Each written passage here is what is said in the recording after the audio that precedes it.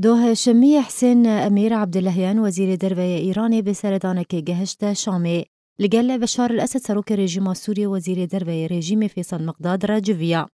ده جوینا نوارا سروک رژیم سوریه وزیر دروی ایرانی ده بشار الاسد گوت جبوی وگراندون و آسایی کرنا پیوندیان نابراوان و ترکیه ده دو شرطن خوهنه. یکم مرج بداوی کرنا داگرکریا ترکیه لسر خاکا سوریه و یا دویجی بداوی کرنا پشتوانیا تروریه.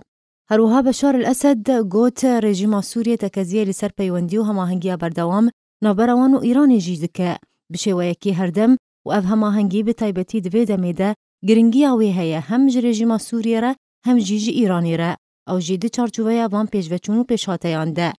جالی خواه عبداللهیان گوت هر جوینک و هفدیتنک ناورا ترکیه و رژیم سوریه ده اگر ترکیه جدی به لسر وگراندن وان پیوندیان ایرانو که پنگاوه که ارینی لی تماشه ده کود بینه و اسایی کرنا پیوندیان و دبرجواندیا هر دو آلیان و دوریب گشتی ده به.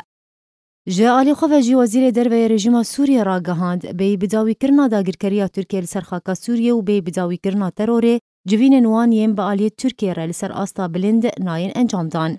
فیصل مقداد ده وزیر دروی رژیم سوریه لشما پایتخت سوریه کنگرکی روژماوانی ده لگل هفشان خو وزیر دروی ایرانی حسین امیر عبداللهیان را گهاند. جبوی چاره سرکرنا پرزگریکن که ده هیاما سالین در باس بوی ده دناورا ترکیه و رژیم سوریه ده درست بونه و جبوی آسایی کرنا پیوندیان دوی داوی لهبونا ارتشا ترکیه لسر خاکا سوریه وره. جبر ویه که هفدیتنا سروک بشار الاسد و سرکردایتیا ترکیه گریدای نهشتنا روشا کو بویه سدمانا کوکیان.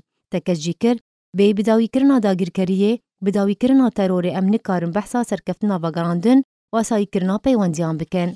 جالی خواه ابراهیم کالن بردف که سروکاتیا ترکیه را گهانده. ترکیه بناوینکاریا روسیا دخوازب رژیم سوریه را پیوندیان خو آسایی بکه. لی رژیم وکه مرجع سرکی آسایی کرنا پیوندیان وکشینا هیزن ترکیه دانیه.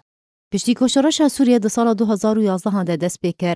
گرجیو ناکوکینا برار ترکیه و رژیم سوریه ده درست بون پیوندی هاتم برین. جوی دمیوه ترکیه دجی رژیم اسد درکت و ده خوزارا کرنا بشار الاسد سروک رژیم سوریه لسر دستلاتی کر. لین هاو پشتی بهتر 11 سالان سر برینا پیوندیان هولتین دان. کنیزی گونک نابرا هر دو آلیان ده بنابینکاریا روسیه درست ببه پیوندین هر دو آلیان وگرن و کبری.